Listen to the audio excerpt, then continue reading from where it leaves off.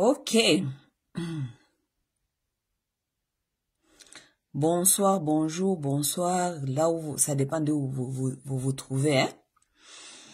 Eza ya bino ndeko masawa, mais cette vidéo je vais la faire en Swahili. OK? Pourquoi? Parce que eza urgence. Na sola na batu ya Kiswahili, ba ma Swahili phone. Oui. Écoutez, l'état de la nation, là, il paraît les gens s'adressent maintenant à la nation. Nous tous, nous allons nous adresser à la nation parce que la nation nous appartient à tous. La nation congolaise n'appartient pas seulement aux politiciens. Non. La nation nous appartient nous tous. Et nous tous, nous pouvons aussi parler à la nation. Oui. Nous tous, nous pouvons parler à la nation. Comme les politiciens pensent que ils est seulement qui ont droit de parler à la nation. Oui. Nous expliquer leurs bêtises, nous expliquer l'état de la nation. L'état de la nation là où elle se trouve aujourd'hui, c'est à cause de leurs bêtises. Mais il vient nous expliquer, il prend les kilos de venir nous expliquer l'état de la nation basé sur les bêtises dont ils ont créé. OK? Donc, nous aussi, nous allons parler de la nation et puis l'état de cette nation et donc la crise dont nous nous trouvons. Donc, c'est eux qui viennent nous donner l'état de la nation qui l'ont créé. Oui, nous allons parler de ça. Bon, cette vidéo, moi, je vais préférer de la faire en Swahili. Pourquoi? Parce que ce sont les Swahiliphones qui sont qui souffrent beaucoup dans cette aventure de ces politiciens qui nous fait maintenant des états des nations, parler à la nation, je ne sais pas quoi et quoi. OK? Donc, vous allez m'excuser, cette vidéo, elle sera faite en Swahili. OK? Parce que je vais m'adresser aux Swahiliphones et à Kabila. Pourquoi? Parce que Kabila et son groupe, ce sont des gens qui ont pris les Swahiliphones en otage, en essayant à nous blaguer, à nous parler les histoires des Swahiliphones, que nous sommes des victimes des autres. Donc, moi, je vais parler en Swahili pour que cette vidéo soit entendue et compris par les Swahiliphones et aussi les Rwandais. Parce que les Rwandais, beaucoup de Rwandais qui sont là-bas dans l'Est et qui sont au Rwanda, ce sont les Rwandais qui sont même au Burundi, ce sont les gens qui comprennent le Swahili et pas le Lingala. OK, donc, je vais m'exprimer en Swahili. Jambo bandugu bapenzi ni dada masawa. Ça fait déjà quelques semaines kila siku tuko tunaona ba politiciens biko wanatoka kukia kutupatia ma message. Kutuambia inchi kwenye iko, jua nini inchi nafika hapa, probleme iko hivi, probleme naenda inarudi. Okay? Bila kubambia kama ile inchi inakuwa kwenye iko leo, ile probleme buko nakia kubambia aseme état de la nation, kama tuko kwenye tuko leo, ni juu ya ni kosa yabo. Okay? Ces gens-là, abiko wanabambia responsabilité yabo biko nakia kutubambia tu kwenye inchi iko leo. Je vais m'adresser aujourd'hui à Joseph Kabila. Joseph Kabila mwenye alitoka na madiscours yake ya kukia kutupatia état de la nation kwenye iko inchi naribika, guerre, tribalisme, soi-disant Banyarwanda. Oui, Banyarwanda akutuambia kwa hii nani yake, kwa hii source yake inatoka. Mais ndabambia histoire alituambia kama mema sai Banyarwanda ba M23 biko wanakia kupigania cause yabo ya bien biko napigania iko noble. N'est-ce pas? Leo Joseph Kabila anakia kutuambia gisi Tshisekedi anaharibisha inchi, Tshisekedi hakujua banasemaka aseme hakujua kugere inchi tusa. OK? Joseph Kabila, maintenant moi je vais m'adresser à toi. Jumi najua nyie batu ya M23, batu yenyu ya Bananga, ba Bertin Bisimwa na Banyarwanda, muna kuyaka pa kupaji yangu kuangalia benye mimi niko nasema. Juu mina baonaka hapa. Oui, mina baonaka hapa, munakuya kuangalia benye mimi nasema. Okay? Donc, gisi munakuya kuangalia benye niko nasema, hii video itabafikia na itabafikia kabisa. Okay? Musikie sasa, mie ndabauliza ma question. Ndabauliza ma question et c'est à vous de répondre à ces questions-là. Juu mujue surtout weye Joseph Kabila, soi-disant Joseph Kabila. leo sitakuita Kanambe, leo ndakuita Joseph Kabila. Oui. Parce que mulituambia wewe ni mtoto wa mzee, n'est-ce pas? Leo ndakuita Joseph Kabila.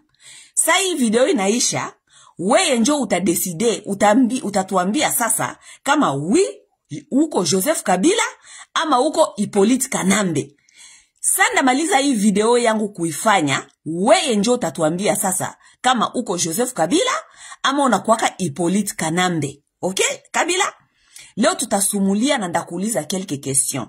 Na ile ma question ndakuuliza, njo ma question nye bakivuzie biko banajiuliza.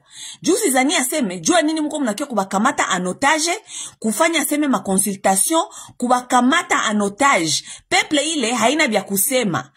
Munabakamata anotage. Juba najua kama bakuye muimba eventire zenyu, mutabaua. Donc ici habana défense, habana self-défense, habana choix, biko obligé kwa unakuya kusikia na kukia kudefile muswa disant ma consultation yenyu. Mais minda kuambia benye peuple iko nasema na benye peuple iko na revendiquer na benye peuple na tutuma tukuambie na mie peke benye masawa ndakuambia. Okay?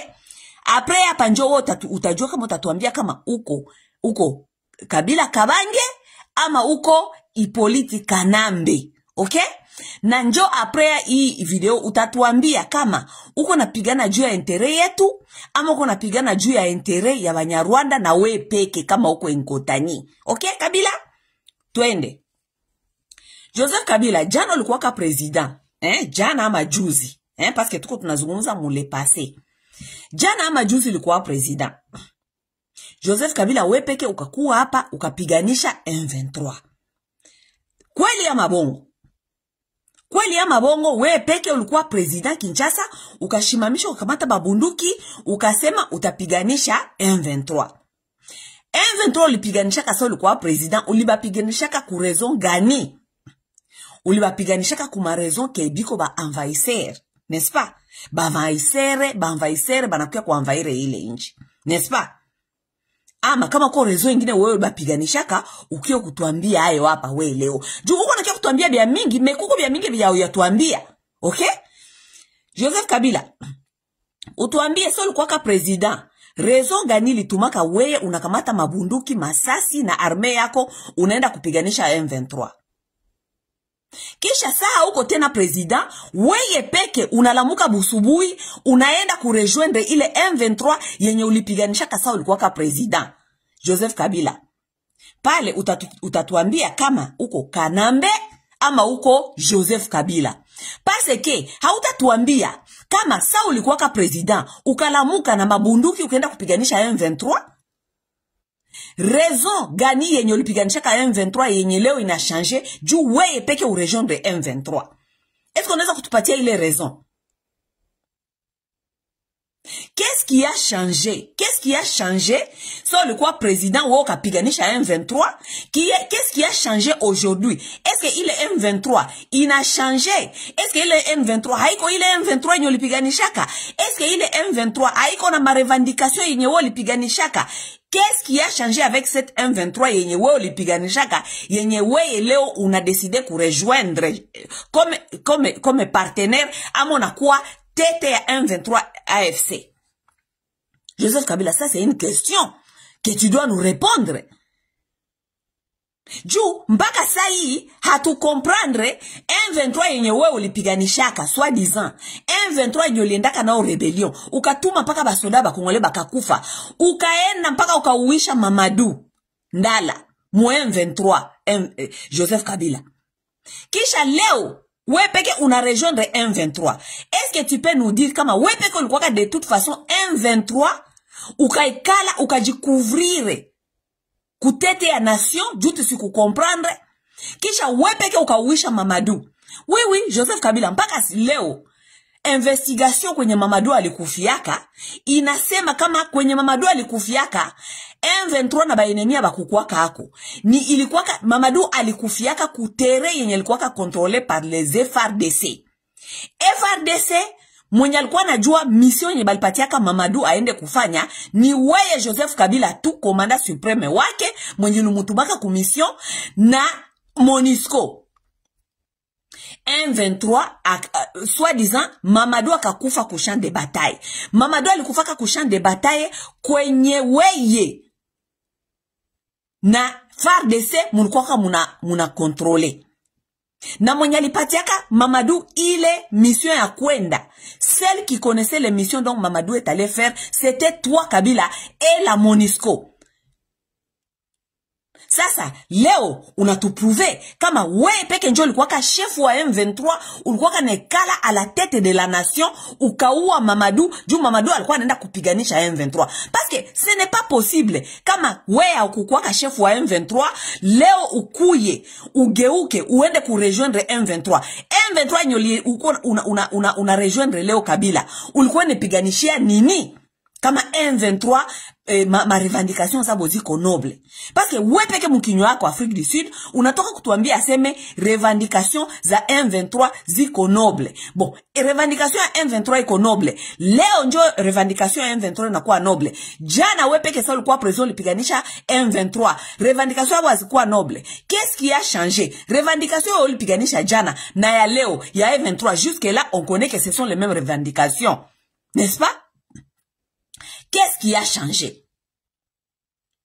Nini ina changé mu ma revendication ya M23 sa wewe ulikuwa president na leo sa wewe hauko president. Juu jana sa ulikuwa president soi-disant ulibapiganishaka, leo sa hauko president, wewe peke na ba rejoindre unakuwa wewe peke M23. Utuambie qu'est-ce qui a changé?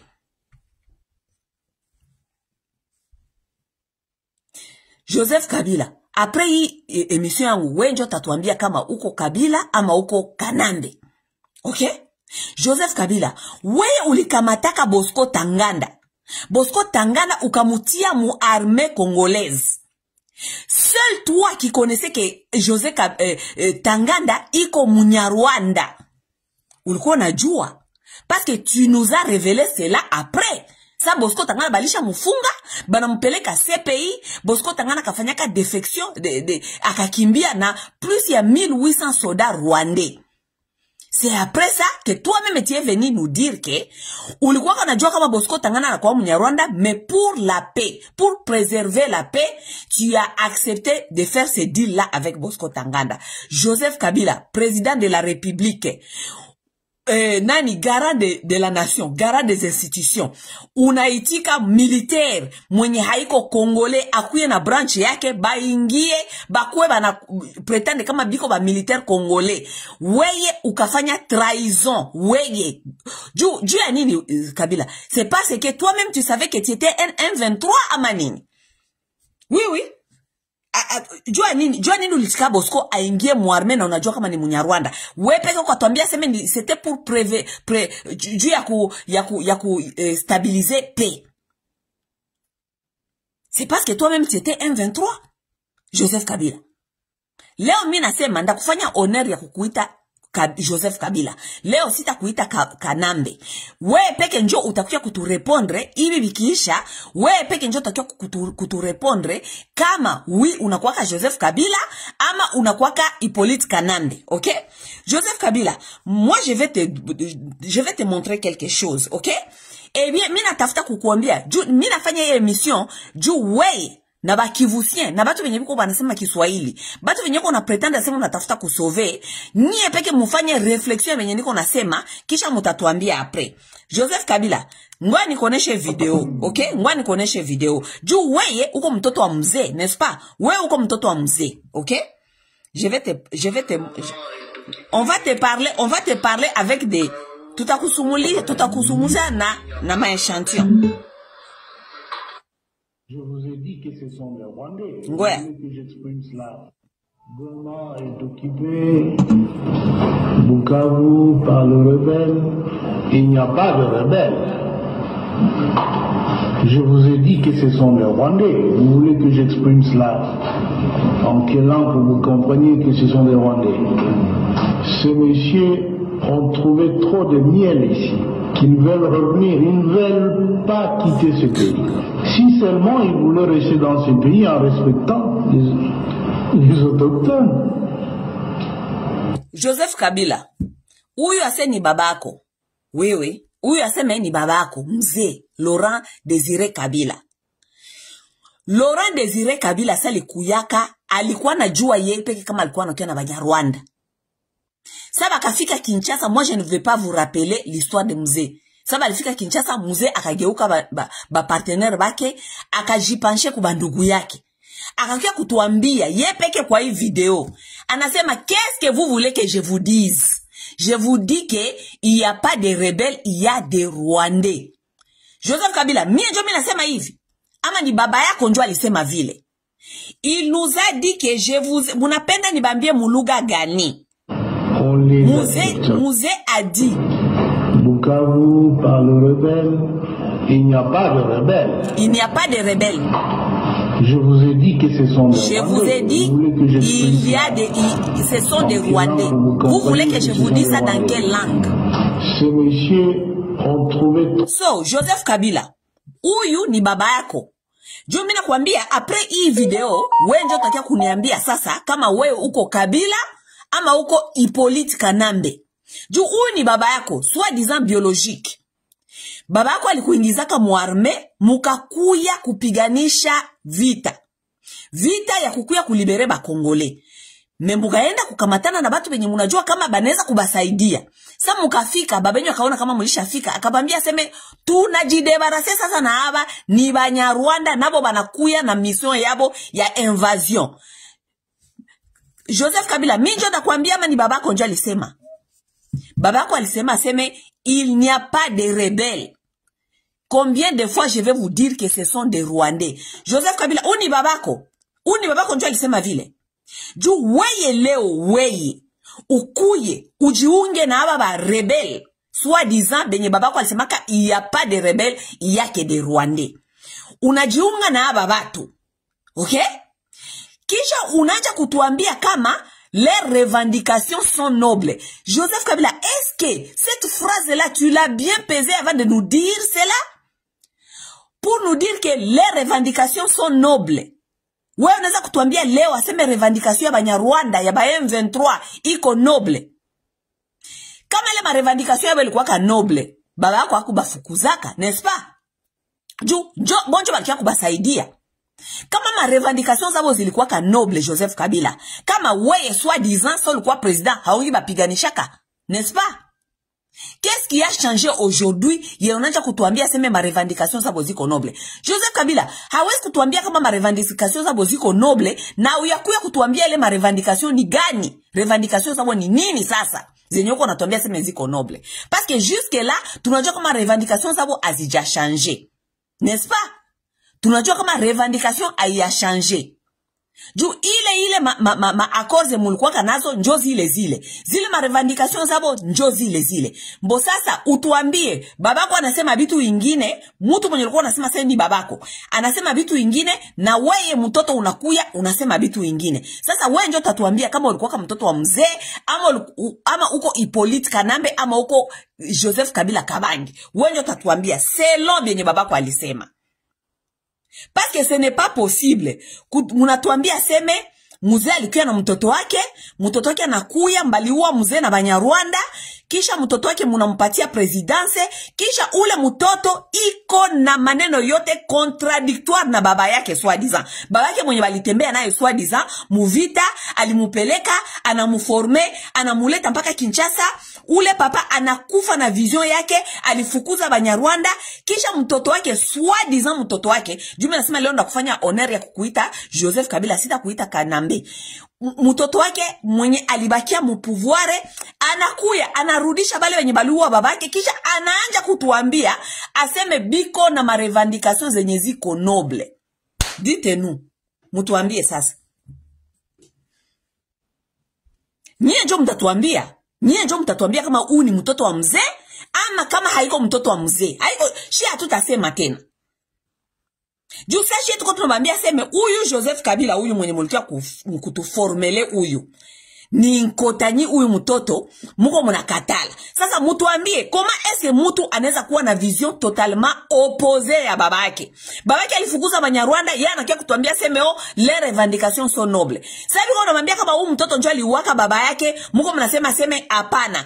Koma eske leo anaweza kuenda ku rejoindre M23 na banamwambia seme huyu mtoto njoo aliuishaka baba yake munakatala, alors que yeye leo njoo anakuya kusupporter benye baliwaka soit disant baba yake. Baba yake anasema seme ce ne sont pas des rebelles, ce sont des Rwandais. Yeye anakia kutuambia seme les revendications sont nobles. Aiko mtoto sababu iko naambia se mtoto njoo aliwaka baba yake, muko mnakatala, muko mnakatala. Sababu iko naambia seme mtoto njoo aliwaka baba yake, muko mnakatala. C'est vous qui vont nous dire maintenant. OK? Parce que ce n'est pas possible ce que Joseph Kabila est en train de faire. Ben Joseph Kabila konaenda kufanya donc Joseph Kabila iko na aggraver situation yake de plus en plus. Il fallait j'y arrêter pale, alipatia Félix Tshisekedi pouvoir ya bongo, akimbia aende yake kama yeye na Tshisekedi abasikilizane, akimbia aende yake kama kule Afrique du Sud ajikalie, mais le monsieur il est revenu encore kurudi. Donc unasikia mtu mwenye banasemaka criminel anarudiaka toujours ku endroit yake ya crime. Parce qu'il se rapproche s'il a oublié quelque chose, n'est-ce pas? Criminel anarudiaka toujours ku endroit yake ya crime. Parce que il se rapproche kuangalia nani banaitaka nini? Conscience yake inamureproshaka toujours criminel aseme rudia pale, peut-être kuko kitu yenye liwacha yenye inaweza kukuaccuser, inaweza kutuma bakuaccuser. Rudia pale uangalie kama ile sene kwenye ulifanya crime iko clean. Batu babingi benye banafanyaka crime banabakamataka mwaibi. Le criminel revient toujours ku endroit yake ya crime. Alisha patia Tshisekedi pouvoir aende sasa, aende kule comme ça tuko tunamusema Kabila wewe ulituiba pouvoir ukapatia Tshisekedi. Anarudia ku endroit ya crime. Il s'oublie, il est venu nous dire que Banyarwanda nani ma revendication zabo ziko noble, n'est-ce pas? Sasa Joseph Kabila, uniambie sasa, revendication ya Banyarwanda yenye iko noble, njoo ya wapi? Juu au ya tuambia, il faut l'écrire, hein? Il faut iandika kabisa kio kutuambia ile ma revendication yabo zenye ziko noble, zenye wewe uko unasema njoo revendication gani sasa? Okay?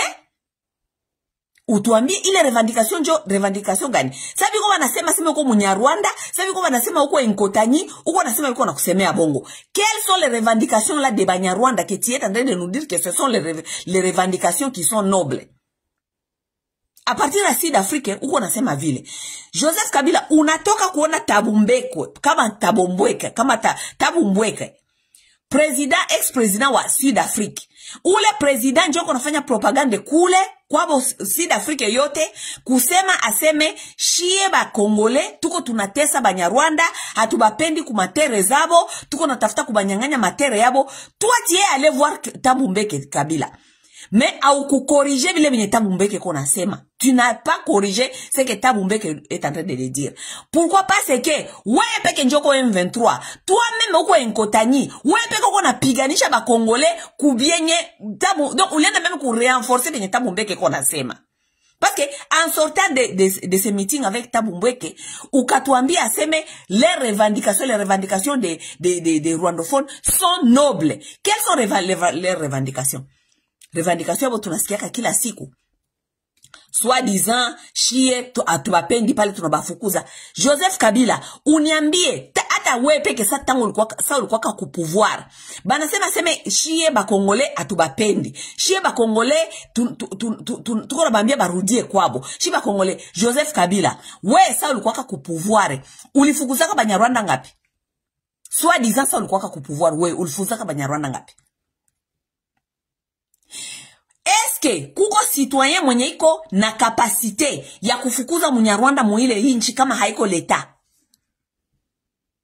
Est-ce ile ma revendication mko wanasema ma revendication sasa shi atubapendi? Est-ce que munaweza kutuonesha papier legal hata moya yenye Congo tanke nation ama l'État ilishaka andikia bale Banyarwanda kubambia seme hii njo papier le Congo décide que nie Banyarwanda hamuko ba Congolais vous devez quitter ce pays? Est-ce que kuko siku yenye l'État ilishaka fanya deja ile barua ama papier légal yoyote kufukuza Banyarwanda? Montrez-nous les papiers légaux qui disent que les Rwandais ne sont pas bienvenus ama habiko supposé kuikala hapa. Mutuoneshe ile mapapier. Ama wewe uko nao soni kwa président, utuoneshe ile mapapier. Vous accusez le Congo, soi-disant leurs revendications sont nobles, et ils accusent le Congo que chez ba Congolais tupendi ba ekale pale. Montrez-nous les papiers légaux yenye l'État ilishaka andikia Banyarwanda kuwaambia seme habaisi kuikala mu Congo. Montrez-nous les papiers légaux. Hamuta kwa mnakuya kutuambia seme habapendi hapa alors que l'État njo iko supposé kuprotéger ba citoyens bote. Tandis que l'État hayasemaka ama l'État hayandika barua ama l'État hayadecidaka kusema seme les Rwandais doivent quitter ce pays. Montrez-nous les papiers. Kabilo konazo. Uko na zile papiers légal zenye l'État ilishaka ambia Banyarwanda kama habapendi hapa. Uko na papier légal yenye l'État ilishaka kutafuta kufukuza Banyarwanda pale. Hauna. Mais uko na tuambia seme les revendications sont nobles. Quelles sont ces revendications là yenye kono tuambia seme ma revendications zabo zenye ziko noble?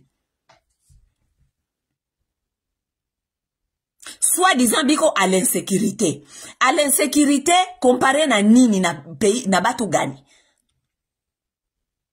Non, mutuambie, Kabila utuambie. Bobiko à l'insécurité comparé na peuple ingine gani? Soit disant Banyamulenge benye mko unatuambia Banyarwanda Banyamulenge, soit disant benye mko unatuambia Banyamulenge mwa ile inchi habiko hata plus ya 500,000 personnes. À l'est de la République, depuis baba yako muzee alikuyaka kupiganisha kuleta Banyarwanda, nous avons perdu plus ya banasemaka 12 millions, mina semaka au moins tu seme au moins 8 millions. Nous avons perdu plus de 8 millions de personnes, n'est-ce pas? Banyamulenge soit disant Banyamulenge Banyarwanda habiko ata plus ya 500,000 personnes mwa ile region. Mbo sasa ile 8 millions de morts yote ilikufaka Kabila. Ni Banyarwanda njo balikufaka.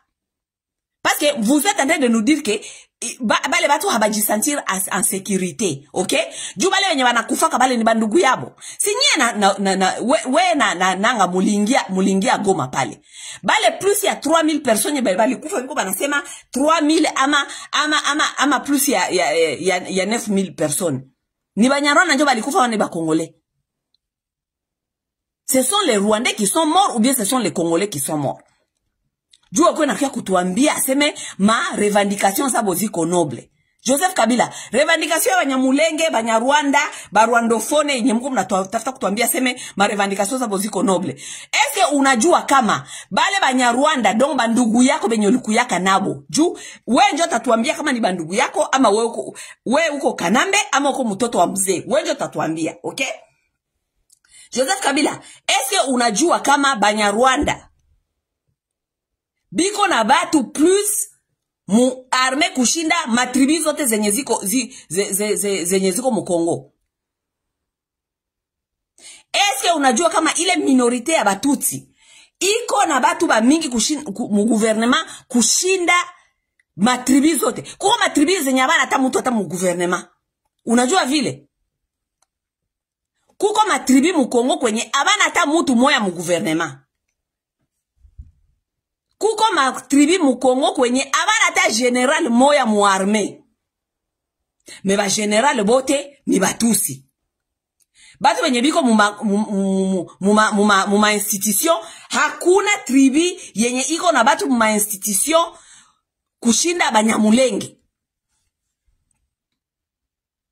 Bon, niko nasema tanki ba étranger, juu ni ba étranger balikuyaka, wewe. Juu ni ba étranger balikuyaka. Sasa Kabila, ile ma revendication ya Banyarwanda uko natuambia seme ni ma revendication noble. Mbona uziandike? Andika zile ma revendication ukiye kutupatia azo tuambia seme hii ma revendication ya bonjo iko noble.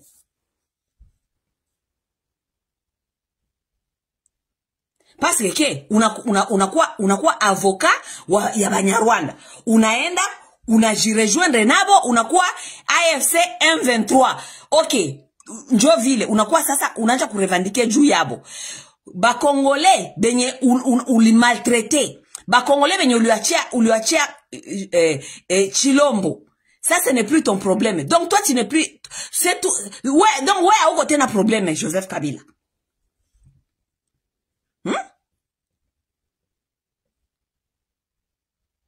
Joseph Kabila, unalala, unalamuka, unatuambia aseme, Tshisekedi haiko na gere bien, Tshisekedi anakuwa diktatere, Tshisekedi ilipanda bilishuka, bilipanda bilishuka. Joseph Kabila, weye peke, juu uko mtu wa AFC M23.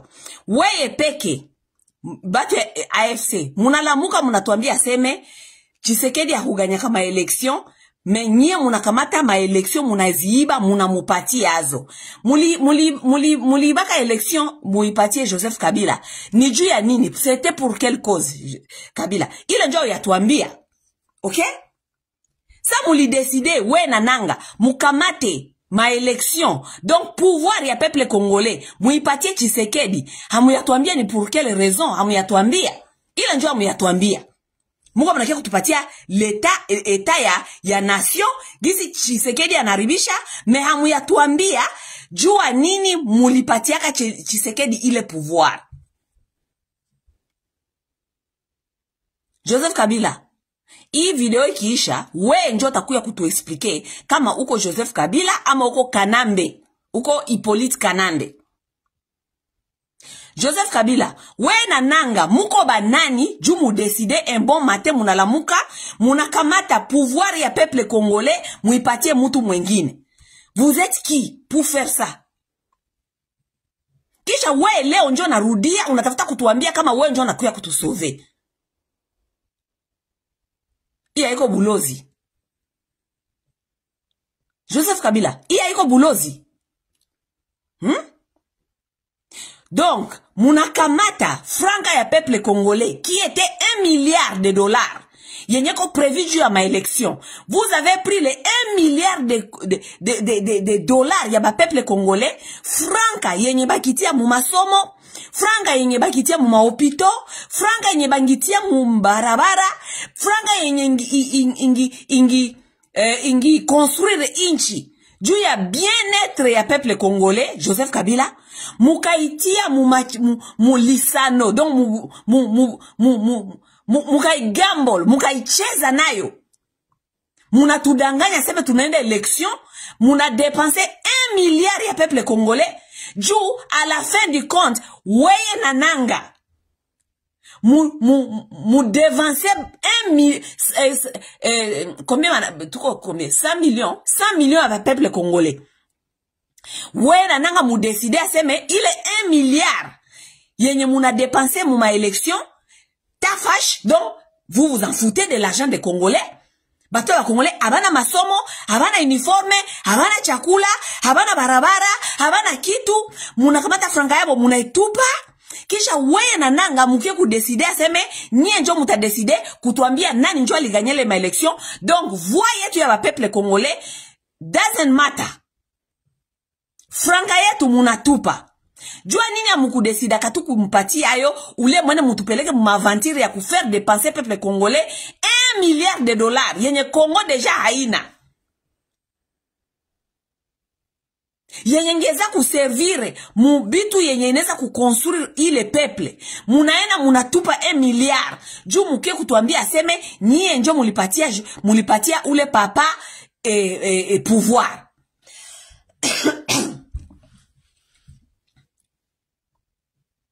Et puis ça, tu viens nous dire ça, unapenda tuikale hapa tubasikie, tuseme non nyie njo munakia kutusauver. C'est ça que tu es en train de nous dire, Joseph. Dieu uko natafuta kutuconvaincre chie soit disant ba swahilifone. Dieu munajua kumanipuler batu. Joseph Kabila wao alifanya armée. Quelque part una comprendre psychologie ya batu. Una comprendre kama aba batu ni bichuchuju nyie ba inkotanyi. Nyie ba Nyarwanda munajua kama chie tuko baduru. Chie tuko baduru oui, mais chie bote tuko baduru kwa hii niveau. Ya kuzania kama mtu mmoja anaweza kucheza na batu hivi, kisha anakuya tena kujifanya pompier, anakuya tafuta kutuambia seme ye njo tena anakia kutusove.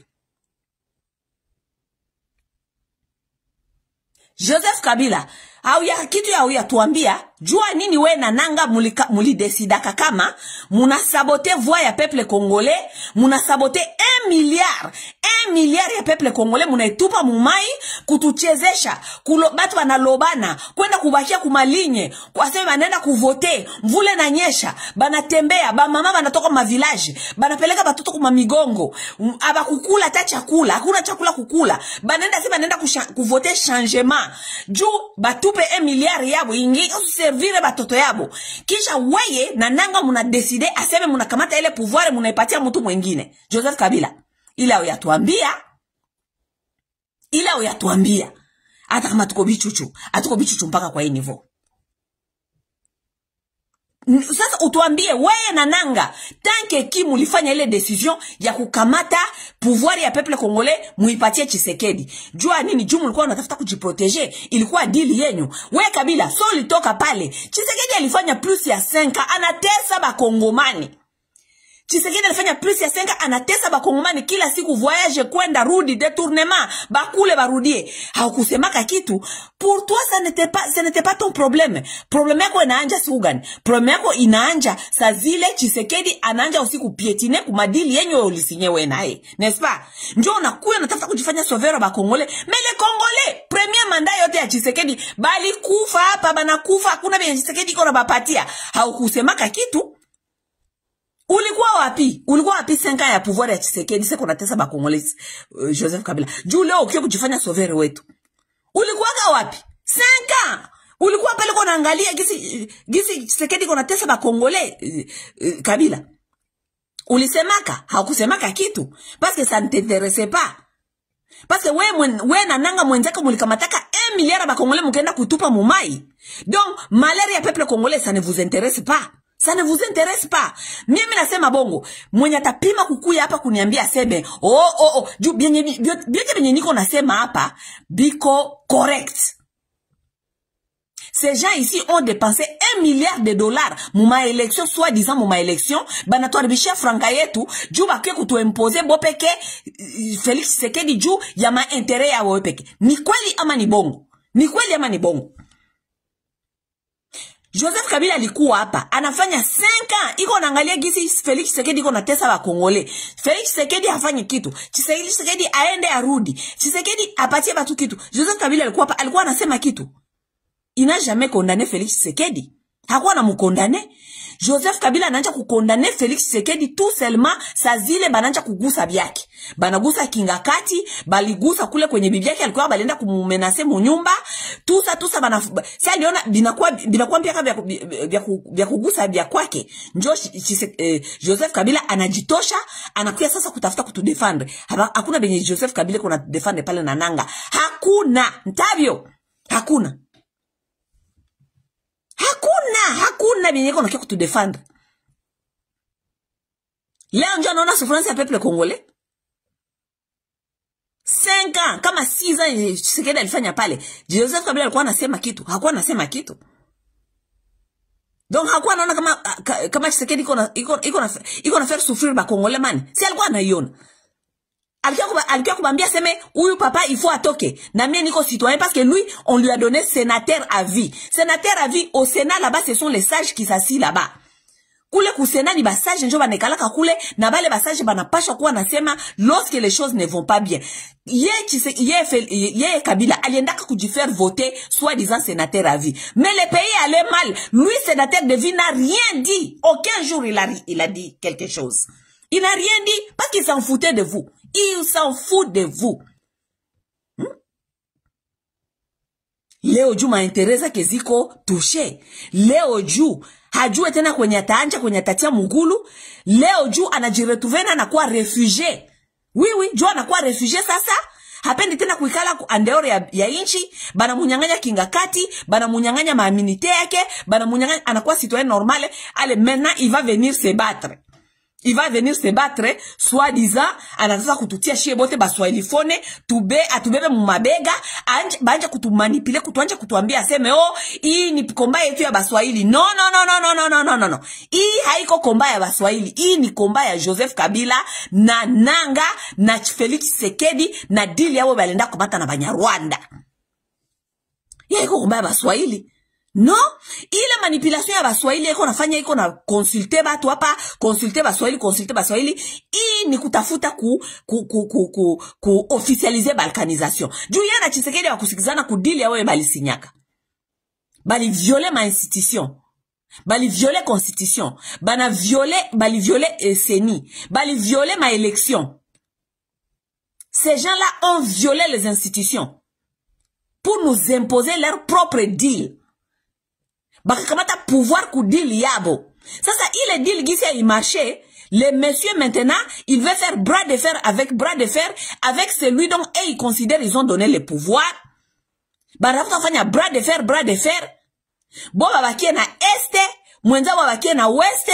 Maintenant, pour nous embarquer dans ces bêtises ya balkanisation, bo babakie ku este, mwenza babakie ku oueste, banatafuta kia kutu faire avaler, kutu gobe, kutu bebesha, mizigo ya kutuambia seme oh, ni histoire ya baswahili. Hapana, hii haiko histoire ya baswahili, bongo. Haiko histoire yetu. No, bongo. Haiko histoire yetu. Bale baswahili benye iko natafuta kupigania leo, surtout bakatange benye banapeleka muima mabega, banabambia seme hii ni histoire yenyu. Mais muli souffrir hapa, Tshisekedi iko na faire souffrir hapa. Kabila iko Sud Africa na ikala ke kule. Alikuwa anasema nini? Hakuwa anasema kitu. N'est-ce pas, vous avez souffert, bakatange muna souffrir hapo mikono ya Felix. Combien des années muna souffrir mikono ya Felix? Kabila alikuwa anabambia nini? Hakuwa anasema kitu. Le monsieur il était là, il vous regardait, il disait rien. Ils s'en foutent de vous complètement. Ces gens-là savent seulement vous utiliser lorsqu'il faut sauver leurs propres intérêts. Bale batu banajua seulement kuba utiliser kama banapasha ku sauver intérêt yabo. Et maintenant là, Joseph Kabila doit sauver ses intérêts. Et comme il veut sauver ses intérêts, maintenant il veut nous embarquer dans cette aventure. Ya kutonja kutuambia seme ni problème ya baswahili. Non, haiko problème ya baswahili. D'abord, les Katangais, je vais vous dire quelque chose. Nye ba Katangais, moi ne bambie quelque chose. Munona o Kabila huyu. Ni mine bambia. By the end of this video, Kabila anapasha kutu expliquer kama yeye ni Kabila Kabange ama ni Hippolyte Kanambe. Okay? Nilisha baonesha video. Mina ambia seme ce n'est pas possible kama huyu mtoto soi disant alikuwa mtoto wa Kabila. Yeye na babake banaweza kuwa na mavision yenyeko si opposé. Baba yake alituambia kama il y a pas de rebelles, il y a que des Rwandais. Munataka nibambie muluga gani? Je vais vous mettre encore la vidéo. Goma est occupé, Bukavu par le rebelle. Il n'y a pas de rebelles. Il n'y a pas de rebelles. Je vous ai dit que ce sont des Rwandais. Je vous ai dit que ce sont des Rwandais. Vous voulez que je vous exprime ça en quelle langue? Vous comprenez que ce sont des Rwandais. Ok, merci. Ces messieurs ont trouvé... Katange. Uyu ni mzee. Mzee. Uyu ni Katange. Tunajua kama mzee ni Katange. Alibaleteka mtoto wake le muhimu mnasema huu muleo aseme Kabila. Mnatuambia sasa ni mtoto wake. C'est bon. Tunabapatia haya sasa ni mtoto wake. N'est-ce pas? Huyu Kabila mtoto wa mzee, soi disant mtoto wa mzee. Sasa alikuwa ku pouvoir.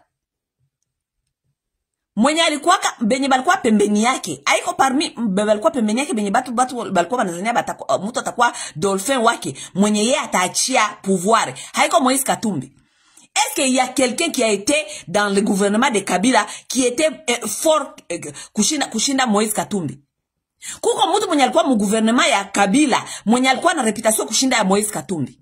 Kuko mtu mwenye alikuwa tout le monde savait kama leo Kabila haiko Dauphin wake naturel. Mwenye anaonekana kama de toute façon mwenye bakongole bataitika na mwenye anatoka mupeper juu à l'époque PPRD ilikuwa kitu ya mkubwa. Atakamata pouvoir ni Moïse Katumbi.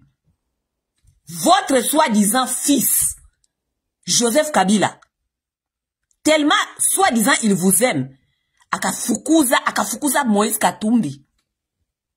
Akamufukuza. Hakupenda kata kusikia seme pouvoir inaweza enda kwa Katange ama inaweza kwenda kwa Moïse Katumbi. Haiko haiko Kabila huyu Kabila Joseph Njo alifaire rater Katanga nani pouvoir, haiko yeye pour qu'il puisse partir avec ses propres intérêts juu à revenir aje kubadanganya nyie bakatangele munaanza kuitika maneno ya Joseph Kabila.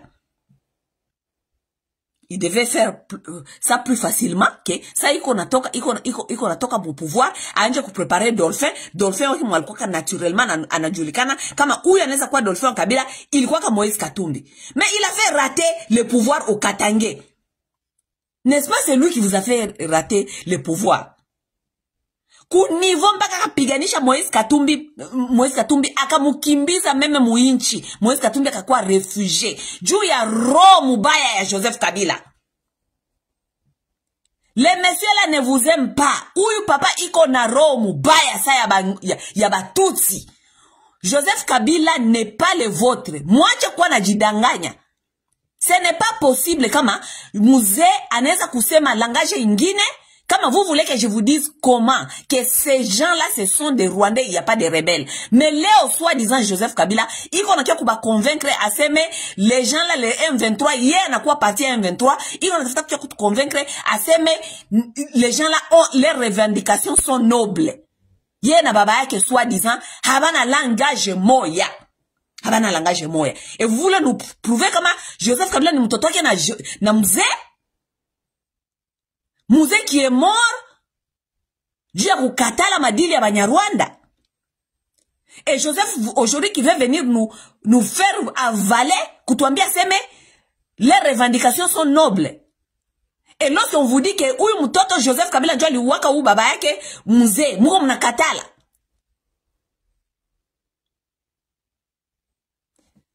Nyie ndio mtatuambia kama Joseph anakuwaka Katange, ama ni mtoto wa mzee, ama jinaki Kabange, ama Kanambe. Nyinyi ndio mtatuambia. Après hii video nyinyi ndio mtatuambia. Ana fait rater nani Moïse Katumbi pouvoir. Anakamata pouvoir anaipatia Tshisekedi. N'est-ce pas? Et puis kupatia le Tshisekedi le pouvoir, leo Mungu mnatafuta, en tout cas mtanishangaza batu wenye Mungu mnasupporter Joseph Kabila. Leo mnatafuta kutuambia sema Joseph Kabila alikuwa dirigeant wa bien. Leo Mungu mnatafuta kutuambia kama Joseph Kabila alikuwa dirigeant wa bien. Lui-même il reconnaît même pas qu'il était un bon dirigeant. Du un bon dirigeant, angisema ka okay sawa, mina d'abord un bon dirigeant kama alikuwa kanishafanya deja 2 mandats yake. Yenye Katumbi alitaka sema deuxième penalty, kama troisième penalty. Troisième mandat tafuta kufanya ya bongo.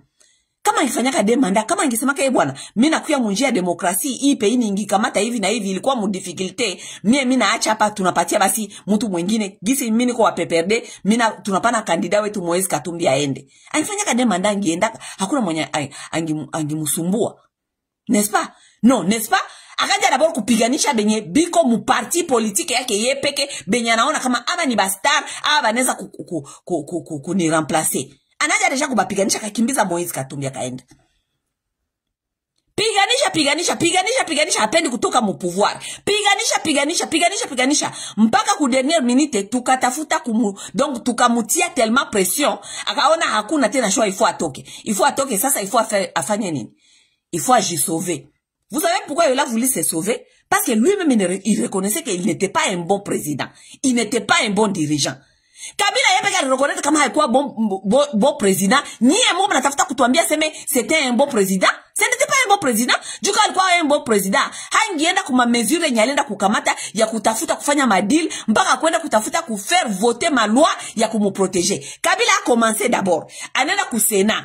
Oh, mbele atoke, il faut ba mu garantir sécurité, il faut institution, il faut ba mu patie ma immunité, il faut Kabila. Kama alikuwa ka bon dirigeant, haonkuwa napigania vile aseme oh, mbele utoke, il faut sécurité haonkuwa napigania ile yote. Mejua nini ulikuwa napigania ile yote? Ju conscience yako haiwezi kudanganya. On peut mentir à tout le monde sauf sa conscience. Unadanganya batu, una manipule bakatange, unadanganya batu benye biko wanakula bumamiete pembeni yako. C'est ça le problème. OK? Mais haukuweza kudanganya conscience yako. conscience yake nakwambia aseme bwana hauko en sécurité juu angalia benyo lifanya, angalia benyo lifanya, angalia benyo lifanya. Unakimbia kule Sena. Oh ma loi protectrice ya Kabila yepeke. Oh sénateur à vie. Oh nini na nini. Oh hatuta mugusaka makrime za leo za kesho. Hakuna mwatamulombaka etu. Si baka muvotele ma loi. Baka mpatia sénateur à vie, n'est-ce pas? Malgré ki sénateur à vie, ule papa alikuwa na conscience yake haikuwa inalala. Malgré banamwambia seme tutakuprotéger, utakuwa sénateur ya vie, malgré ile alikuwa anajua kama tellement hakukuwa bien, il fallait se protéger et continuer à chercher les moyens de se protéger. Njo mana alienda kamata pouvoir akaipatia Tshisekedi na kumusinyese ingine madil. Si c'était un bon président, il avait déjà les immunités, je ne sais pas, au parlement koule. Baene mpaka kumuvoter sénateur à vie. Est-ce qu'il devait encore donner le pouvoir à Tshisekedi à me faire signer ma papier? Musitufate mie na badugu yangu kama tunatoka hapa miwa mafamille biologique mafamille politique mutuache musitufate juu ya makrime za leo za kesho zenye tulifanyaka même les crimes économiques. Regardez à niveau que ule papa alikuwa anatafuta tellement protection. Mutu mwenye anajua kama conscience yake clair, kama alidirige bien, est-ce anaweza kwenda mpaka kwa ile extend ya kutafuta ma protection mpaka pale? Et vous voulez venir nous dire aujourd'hui que Kabila c'était un bon président. Bon président kuna muna gani? Expliquez-nous ça un peu. Alikuwa bon président muna gani mutuambie? Aye sasa. Lui-même il reconnaît, sa conscience reconnaît qu'il n'était pas bon. Et qu'il a fait tellement beaucoup de bêtises et beaucoup de dégâts. Kabila aliangusha ile inchi. Mabito alienda kufaire signer Tshisekedi kule. Basi guse mu armée, basi fanye réforme armée, basi fanye je ne sais pas quoi, basi fanye ma réforme à la vie. Pourquoi? Parce que le monsieur avait mis ses pions partout. Il y a contrôle. Inchi ni yake. Tuulizane. Kabila Kabila, we papa we haukose bulozi. Ile inchi ni yako. Ile inchi ni yako juu aseme hapa basiguse, hapa basiguse, hapa basiguse. Ile inchi ni yako. Inchi haiko yako. La raison pour laquelle haukuwa napenda kupatia hata bakatange ile pouvoir parce que ulifanya tellement ma crime économique ya mingi mukatanga, haukuwa napenda katange moya akuya kamate pouvoir ukwe exposé aone benye ulifanya bitu uliuzisha bitu bitu lileta tellement désordre mukatanga. Sasa ile dile nye ulenda kusinya na Tshisekedi inabakwama, n'est-ce pas? Dile ulenda kusinya na Tshisekedi sasa iisha kukukwama. Sasa Kabila inakukwama. Soit disant sasa we na nanga basovere ya bakongole munakuya aseme no munatafuta kutusove juu angalia Tshisekedi hafanya hivi, Tshisekedi hakufanya hivi na hivi. Okay, munatafuta kumunyang'anya pouvoir. Joseph Kabila après hii emission wenjo tajua kama huko Joseph Kabila Kawange ama huko Kanambe. Joseph Kabila sasa munatafuta kunyang'anya Tshisekedi ile pouvoir, okay? Juu muifanye nini? Muirudishie Martin Fayulu juu munajua kama muliba pouvoir à Martin Fayulu. Vous avez reconnu cela. Okay, munatafuta sasa kukamata ile pouvoir muitoshe kumikono ya Felix juu haikuutilize mubaya, juu haikuutilize bien, juu nyie njo muko biote ya bakongole. C'est vous les soi-disant, donc c'est vous qui décidez tout. Haiko shie pepe kongole benye tulapa na voix yetu tunasema huyu njo tunapenda tugide. Donc nye mnaona mko tuko tellement baduru hatuwezi kudécider juu yetu shipe que c'est toi et nanga qui doivent décider pour nous dire où tulimupa na sasa tunamunyanganya, n'est-ce pas? Voilà, munakuya sasa. Oh non, huyu tulimpatia ka pouvoir yenye ikukwaka yake, sasa tunatafuta kumunyanganya hayo. Okay, soit disant batu ba wili benye bana décider destin ya ba congolais bote. Nani ale bapatia ile pouvoir mko mna décider juu yetu Kabila. Mie si kupatia kile pouvoir Kabila, mie si kupatia kile pouvoir. Okay? Donc hawezi kuwa na décider juu yetu, aseme mie nilipana pouvoir na minjo de récupérer. Tu ne décides pas pour nous, personne t'a envoyé de décider pour nous. Ok?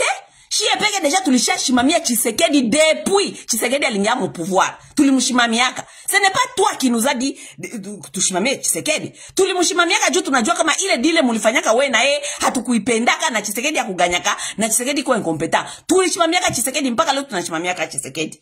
Haiko wewe ndio utakuwa nakuja kutuambia aseme no mie ndio nilimpatia pouvoir, mie ndio nenda kunyang'anya, mimi nakuja kunyang'anya. Sasa voilà les sauveurs de Congolais, wewe na nanga mnakuja seme mnakuja kutunyang'anya pouvoir, okay? Mnakuja kutunyang'anya sasa pouvoir. Kabila question iko hivi, wewe na nanga mimi nabauliza, ile pouvoir mnakuja kunyang'anya, mtairudishia Martin Fayulu? C'est ça la question. Merci beaucoup parce que vous nous avez révélé que vous avez donné à Tshisekedi le pouvoir qui ne lui appartenait pas. C'est bon. C'est donc c'était Martin Fayulu qui avait gagné les élections. Ok, gisi sasa nyinyi muna décider kama ile pouvoir mpende tena baki kumikono ya Tshisekedi, mnatafuta kumunyang'anya hayo. Sasa mtarudishia Martin Fayulu? Est-ce que mtarudishia mwenye nayo? Ça c'est une bonne question. Ama ile pouvoir munakia tena kuikamata irudie mu mikono yenyu? Mwanje tena kucheza na shie gisi mnachezaka na nyie. Juu pouvoir mtakia kunyang'anya Tshisekedi. Est-ce que ni yenyu? Haiko yenyu. Parce que vous-même vous avez reconnu que c'était le pouvoir donné, volé. C'était le pouvoir de Martin Fayulu. N'est-ce pas, vous avez reconnu ça? Il fallait moukouiller d'abord. Si vous étiez sincère, si vous voulez faire la paix avec les Congolais, il fallait moukouiller d'abord mutouache kutoloma mapardon benye mulifanya kama crime économique, benye mulifanya we na nanga, mukenda bakabapatia Tshisekedi pouvoir, bakabapatia mamine, bakabapatia je ne sais pas quoi et quoi. Moningo une seconde. Donnez-moi une seconde.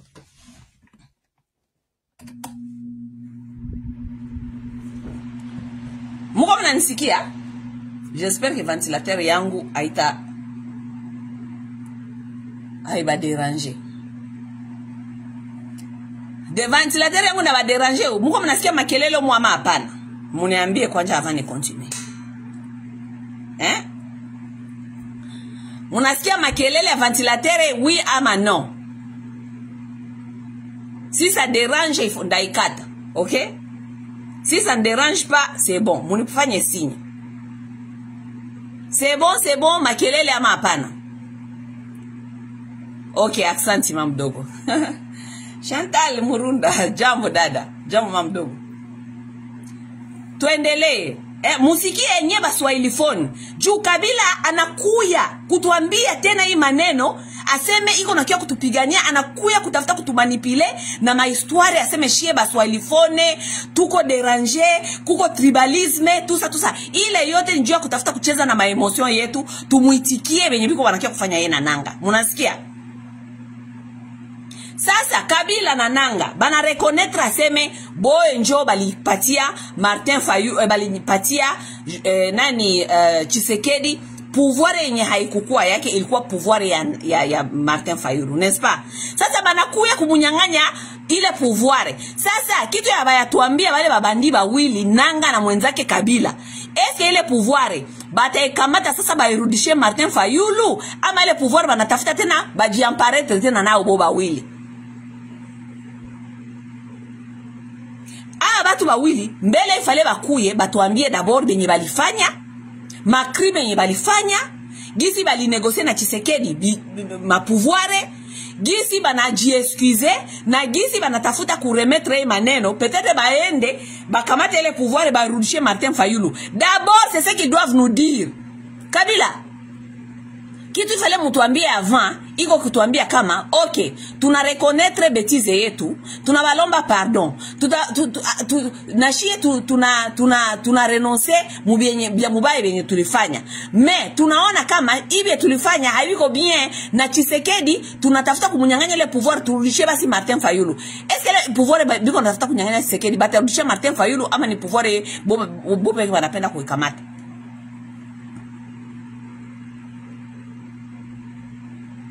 Sasa Kabila anakuwa sasa porte parole oui juu banasemaka seme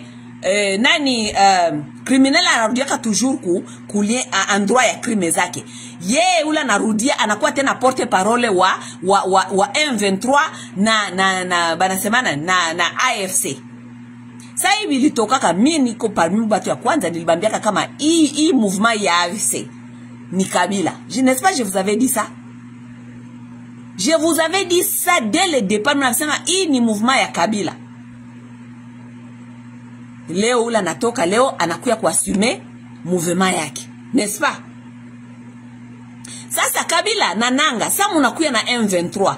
M23 yenye yepeke Kabila alipiganisha kasali kwa president. Leo anaenda kurejoindre na M23. Sa mutakuya na M23. Juu cette fois-ci mutapatia M23 nini? Juu M23 nayo ni Banyarwanda. Habakuya kubakompanye bure. Mutapatia nini? Mbona vile vitu amyatuambia?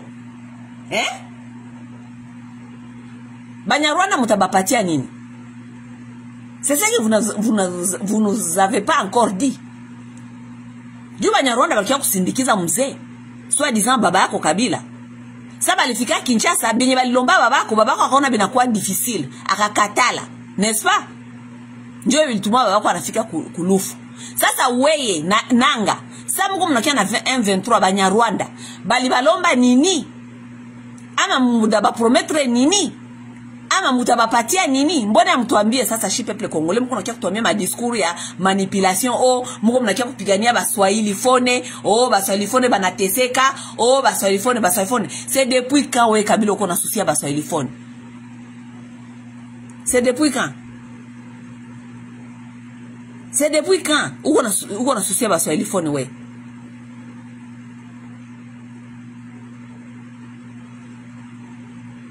Hii mahistoire ya M23 na Kabila, baswahili mutoke ya mwaiko, mutoke mu masantima. Mutoke mu masantima, bali bambiaka sa muzali kuyaka, hii bia ma rebellion, bali bambiaka, balituambiaka depuis zamani balikaanja kutuprepare. Kama ni histoire ya balkanisation, si balituambiaka? Balituambiaka ni histoire ya balkanisation, nga kidogo.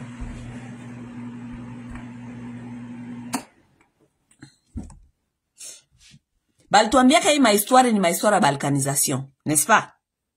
Bakongolo bakapiganisha, abapendi balkanisation. Tukapiganisha, bakapiganisha, bakongole bote bakapiganisha. Tukasikia ile mahistoire, ma rumeurs zinakuwa difficile juu peuple, hakuna peuple munaweza kubalkanize kama peuple haipendi. Bakatafuta ma formule ya mwisho. Joseph Kabila alipiga makarte njoi ya kukuya kutia Tshisekedi juu anajua kama Tshisekedi bitakuwa hivi, kisha boba aende kujiamparaître na este, kisha na balitia Tshisekedi pale juu anajua kama Tshisekedi ni tribaliste. Atadiviser ba Congolais comme ça, tukue na hii ma sentiment ya kukatala kukua ensemble. Ces gens, Kabila najua, c'est un ingénieur, ne blaguez pas avec Hippolyte Kanambe. Banajua Johnny balitia Tshisekedi pale. Banajua Johnny balitia Tshisekedi pale. Banajua kama avec balkanisation, ou Joseph Kabila kukia kubalkanize hapa, batu wote batasema seme voilà, yeye mtoto njoo aliwaka baba yake na hii njoo mission balimuletea hapa akukia kubalkanize hii nchi. OK? Donc, Joseph Kabila connaît ce qu'il faisait. Kujouer ma carte yake ya balkanisation, il est en mission ou papa. Kujouer ma carte yake, anajua kama Tshisekedi huyu njo faible, huyu mwata nisaidia kufinir kwa hii balkanisation. Ndatia Tshisekedi pale, Tshisekedi atakuya kuderanger ba Congolais, atanuire ba Congolais batakuwa na bisirani, tribalisme atakuwa fasi yote muinchi, kisha ba Congolais habatapenda tena kuishi ensemble na njo atakuwa excuse ya kufanya balkanisation. Joseph Kabila connaissait tout ça. Il connaît tout ça. Comme ça, ikwe, kisiku ni kwale, yabo, ikwe, excuse yabo, ya kwenda kujirefugie ku este, juu ya kuanja kuambia batu wenye biko nasema Kiswahili, aseme, angalia tunateseka, angalia huyu papa, anatribalize inchi, huyu papa, anafanya hivi. Mais ça, c'est son ingénierie. C'est Kabila qui a ingénierie tout ça. C'est lui, ni yeye. Juu kesho sana kuya, anaja kuba consulter, kubaambia kama njo vile, shie batu ya Kiswahili tunateseka, shie, kisha njo tabambia seme, njo vile, tulombe tu basi, tukue autonome, ba Congolais, ba itike balkanisation. Mais tuitike balkanisation mikono ya banani? Ya Banyarwanda. Tuitike balkanisation mikono ya banani? Joseph Kabila. We Joseph Kabila we na Nanga. ile kitu njo haita hatuta avalaka. Unaona ile kitu mko natafuta kutufera avale. Ile kitu njo hatuta avalaka hata siku moja. Ile kitu njo hatuta avalaka. Hamuta tubalkanize au profit ya Banyarwanda, surtout Batutsi. Hamuta balkanize ile peuple, au moins muibalkanize na force tu na binduki gisi munashimama pale na mabunduki. Mais ile peuple hamuta ibalkaniza kaseme muipatie Batusi mkone iko control ya Batusi. C'est impossible. Congolais wa este hajione kukua mutumishi wa Mtusi. C'est impossible.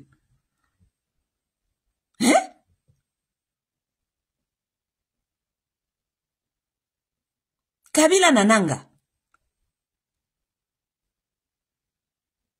muache kuanja kutuambia bitu vyenye biko dormi debout.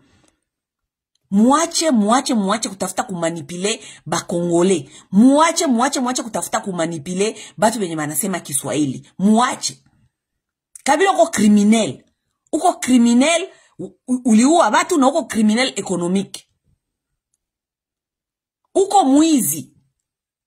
Gisi wewe uko pale wepeke uliiba ba Kongole 12 village ukajiengea wepeke, ukajiengea weye peke fasi ya kwa kuishi. We na bibi yako Sud Kivu muliiba village muzima ya Mbomboro, muliiba village muzima, muna déplacer batu ku village yabo, muna watosha nyipeke mukajiapparaître village muzima ya Mbomboro Kabare. Vous pensez que nous avons oublié tout ça? Kabila, le Congo ne t'appartient pas. Congo a quoi appartenir. Haiko aseme jua tupendi Tshisekedi, njua aseme tunakupenda wewe urudie.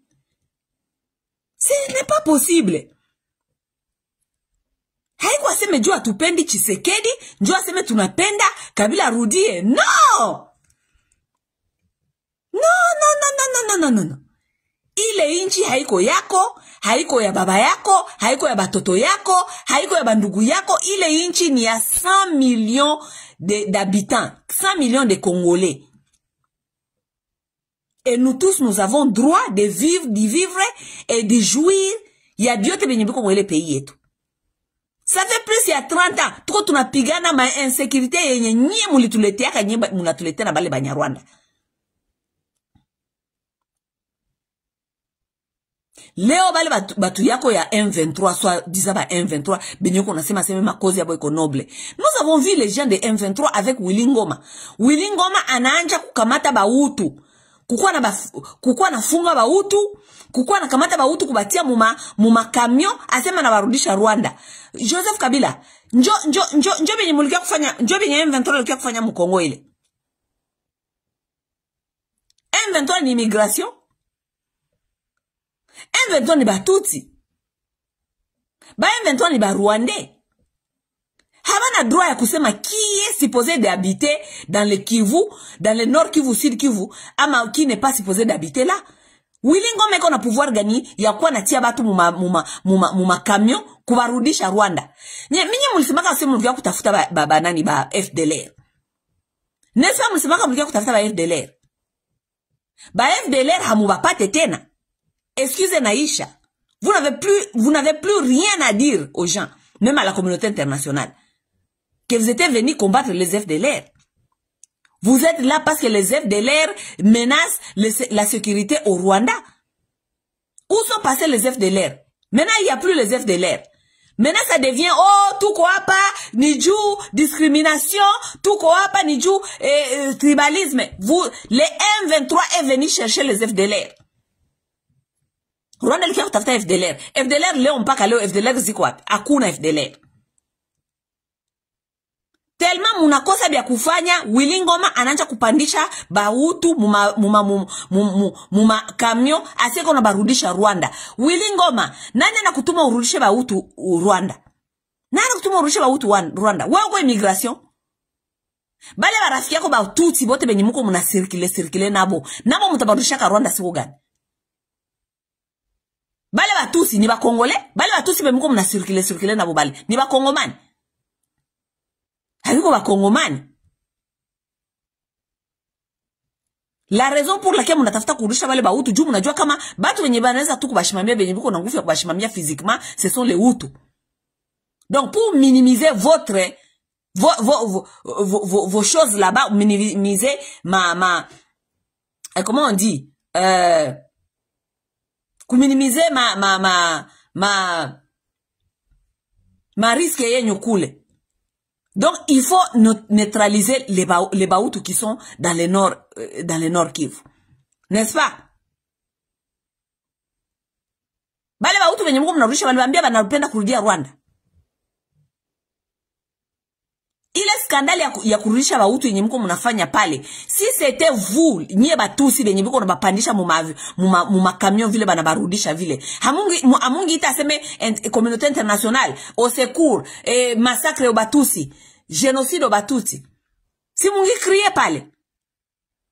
Qui vous donne les droits ya komata Bahutu kubatia mu camion kwa na barudisha Rwanda? Qui vous donne ces droits là?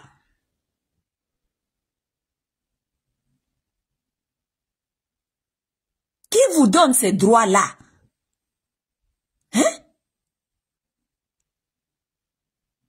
Joseph Kabila. We njo tajua kama weye mwenye ulikuwa président de la République, soi-disant, ukapiganisha M23.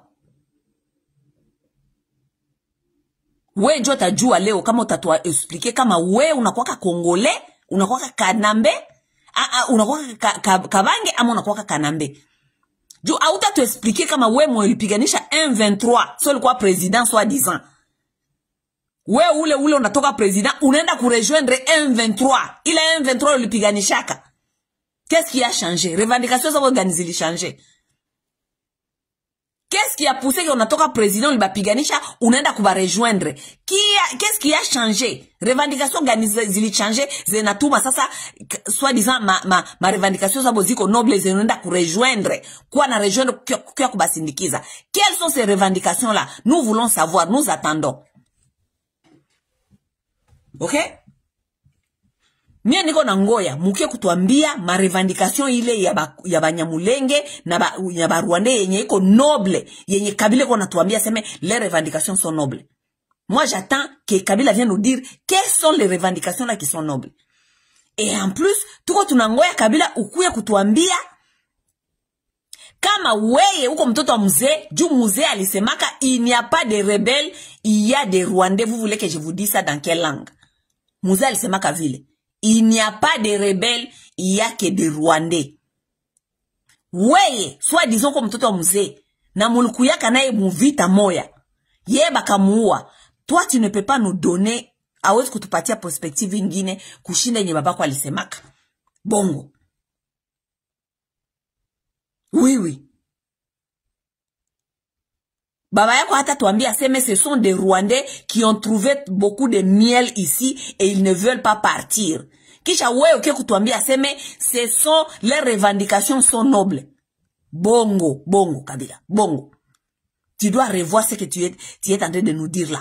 Et c'est toi qui vas décider kama uko Kabange ama uko Kanambe. Wewe ndio ta décider. Kisha utakia kutuambia. Et puis tuko tunangoya wewe na Martin Fayulu mkie kutuambia, wewe na Nanga mkie kutuambia. Ile pouvoir yenye mulikamataka ya Martin Fayulu mukaipatia Tshisekedi. Gizi munatafuta kuireprendre. Est-ce que le pouvoir mutairudishia Martin Fayulu ama mutairencaparaître nie peke? Il faut justifier ces choses d'abord. Ile pouvoir yenye munatafuta kurécupérer kwa Tshisekedi, ile pouvoir mutaipatia Martin Fayulu ama mutairencaparaître nie we na Nanga? Sa mulisha décider ile maneno, njo mukie sasa kutuambia l'état de la nation, Kabila. Ukisha décider kwenye ma question tunakuuliza, njo utakia sasa kutuambia l'état de la nation. OK? Usona kia kutuambia mabitu ya ina migulu na mikono hapa, l'état de la nation, njo vile niliachaka nation, njo vile niliachaka nation, uliachaka nation namuna gani? Uliachaka nation mnamuna gani juu we leo uende kukua rebel, ukue M23, ukue Mnyarwanda, uende kujiingiza mu group ya Banyarwanda, Joseph Kabila. Tu as laissé le pays dans quel état? Du ouais, il est où est le M23.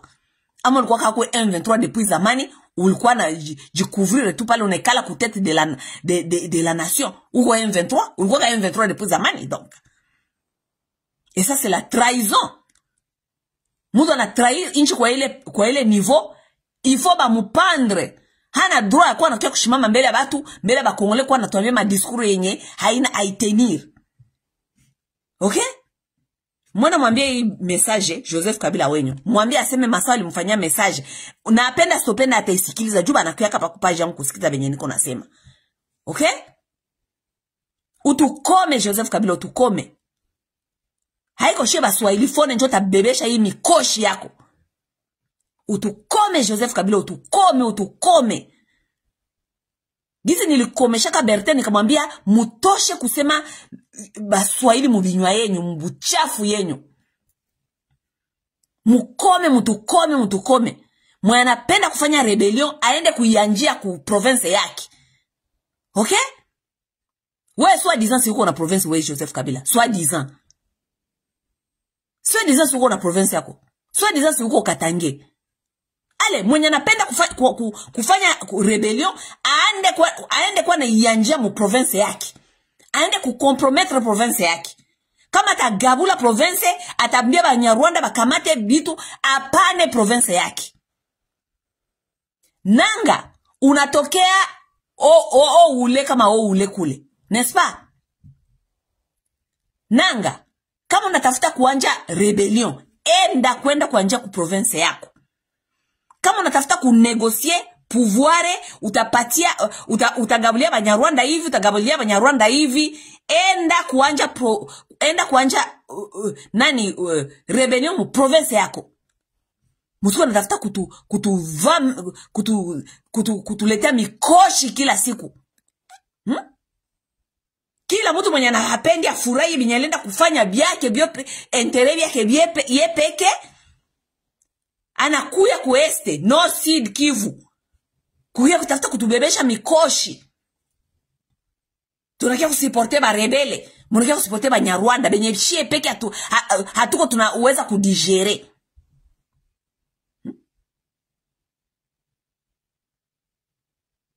Kabila, kama unatafuta kuanja mouvement ingine ya soi-disant rébellion, enda njia Katanga. Si les Katangais sont OK avec ça, kama Katangais batakukaribisha kule kama uko mtoto wabo, kamata hii rebellion, enda nayo Katanga, enda kunegocier Katanga na Banyarwanda. Usinegocier Kivu.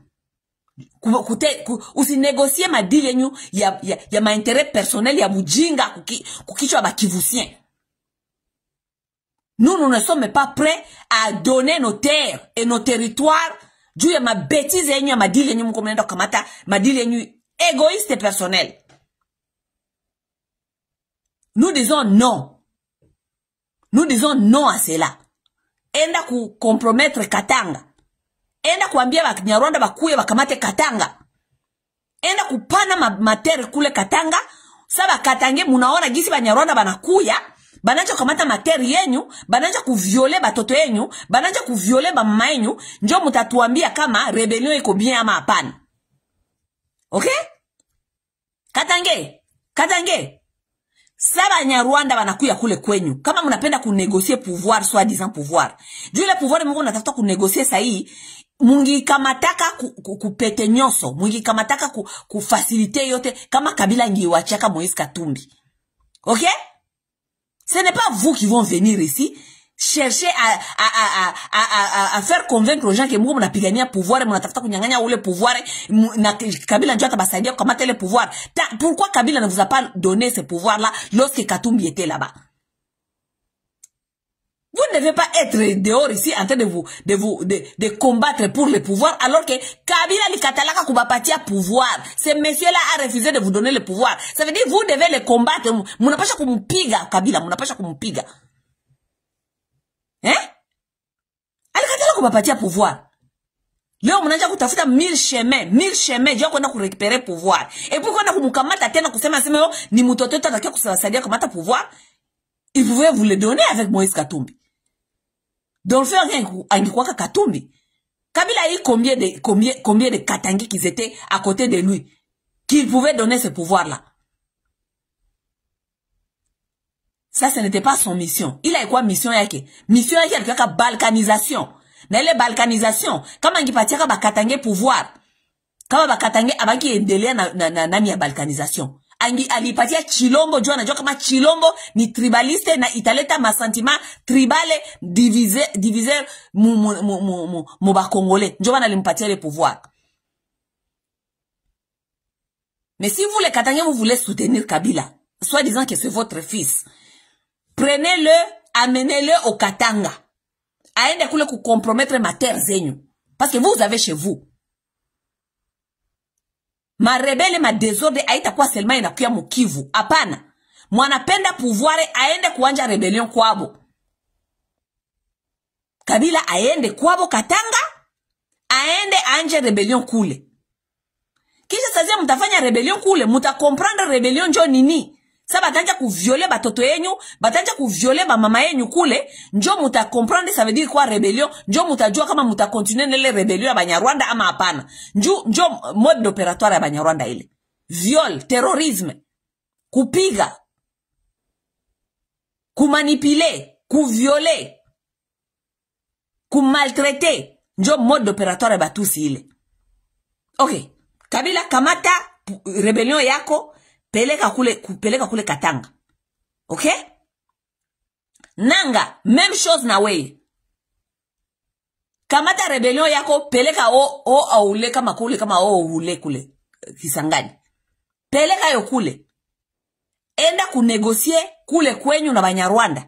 Ambia Banyarwanda, mukipenda kunisaidia kupata pouvoir, mukuye huku Kisangani, huku Zaire, huku ule, niko na bia mingi bia kubapatia, niko na mater, niko na bia vile. Musiko mnatafuta kunegosier ma pouvoir yenyu ku mater ya bakivusien. Rwanda tatusaidia, tutamupatia mater. Mater ya banani mko mnagabula, mater ya bakivusien.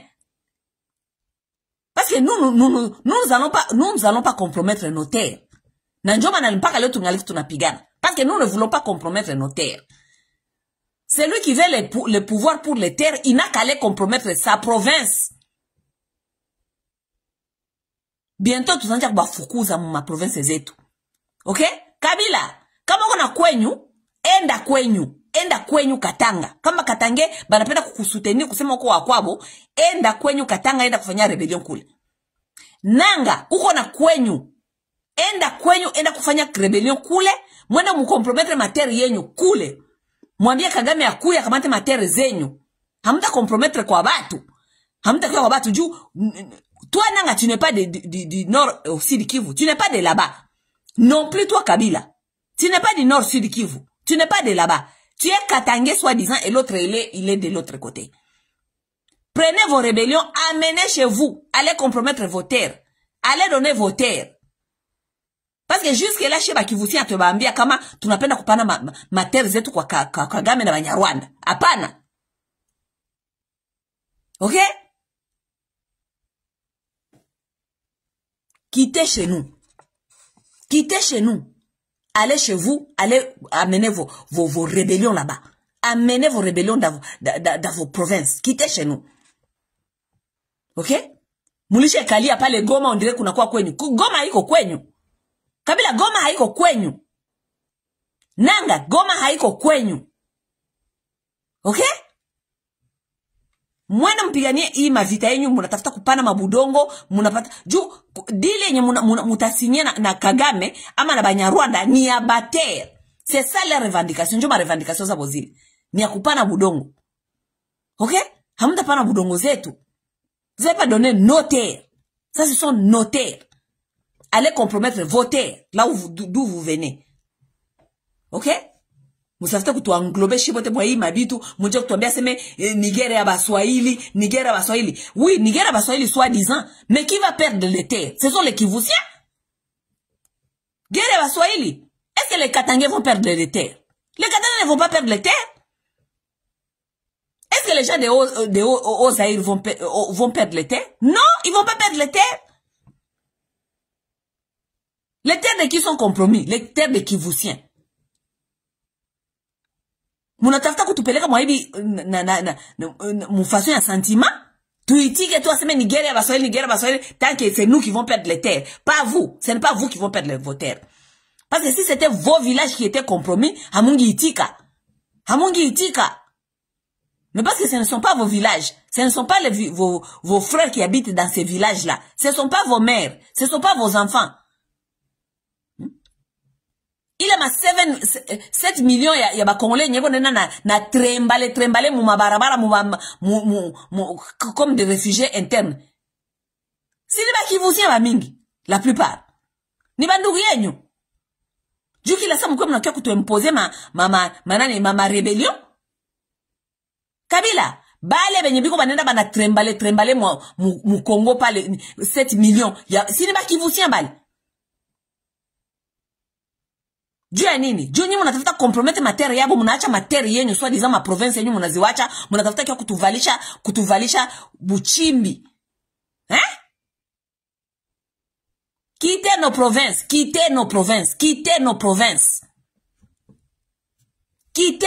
Prenez vos histoires, amenez je ne sais pas où. OK? Quittez nos provinces. Ce message est à Nanga ya Kabila. Quittez nos provinces. Amenez vos guerres ailleurs. Amenez vos guerres dans vos provinces. OK? Ne venez pas chercher à nous manipuler. Aseme Nigeria Baswahili. Juu mnatafuta kuuzisha. Kwetu shie mnatafuta kuutuzisha. Alors que kwenyu amupauzishe. Mnatafuta kia kutuempoze tuikale na Banyarwanda. Mnatafuta kia kutuempoze tuikale na batu ya kuuana. Alors que kwenyu kuma village zenyu batu biko bien. Les Kivusiens doivent refuser ce genre de manipulation. Et prochainement, mutu yote mwanatafuta kufanya rébellion yake aende kuyanja kwabo. Parce que là tulete ma rébellion yenye abina kichwa na migulu depuis ma rébellion zilianjaka ni ma rébellion betu wengine banakiaka kutuletea bana ji associer na ba voyou local bana ji associer na ba bandi ya nani ya mu région. Barrière tu imposer chier ma rébellion. Retournez chez vous. Joël quoi message yangu juu ya Kabila leo. Ne viens pas nous parler de l'état de la nation tant que yoe njo liwacha hii nation hivi. Na unajua jani uliwacha hii nation hivi, uliwacha hii nation hivi juu iende kubalkanisation. C'est ça. Donc shut up Kabila, shut the fuck up. Shut up.